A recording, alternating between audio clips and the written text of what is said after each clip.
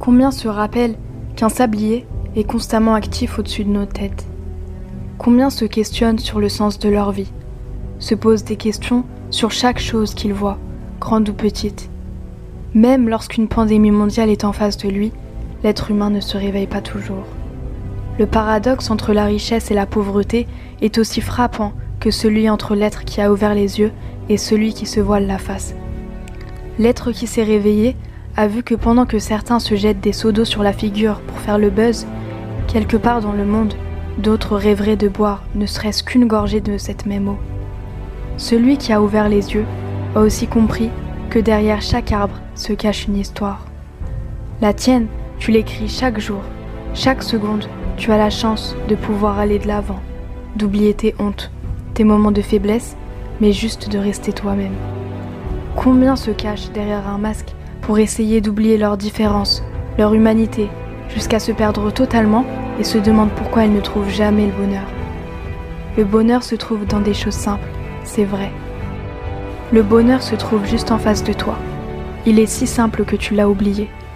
Il commence par la chance d'être sur Terre, la chance de pouvoir ressentir des émotions, des sensations. Le bonheur se trouve juste en se posant, en admirant des paysages ou bien en se questionnant. Il est là. Il suffit juste d'oublier ses soucis, un instant, d'arrêter de vouloir plaire à tout le monde, d'arrêter de s'oublier sur les réseaux. La plus belle des richesses ne se matérialise pas par l'argent, mais par le cœur.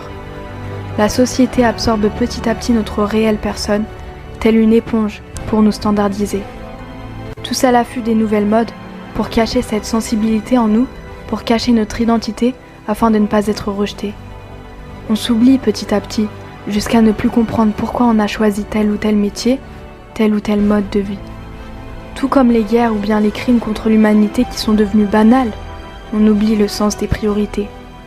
L'être qui va se questionner sera vu comme quelqu'un de bizarre, tandis que celui qui est à l'affût de chaque nouvelle série sera le plus entouré. Dans un monde aussi rapide, on pense trop à forger notre avenir en dépit de l'instant présent. On idéalise l'avenir au lieu de nous concentrer sur nos priorités, les vraies. On oublie ainsi de profiter du présent, alors que c'est en construisant aujourd'hui que l'on atteint nos objectifs de demain. Pour vivre au mieux dans ce monde aussi rapide, il faut être le plus patient possible. Il faut savoir patienter, car chacun a sa propre destinée, gorgée de douleur, mais également de bonheur.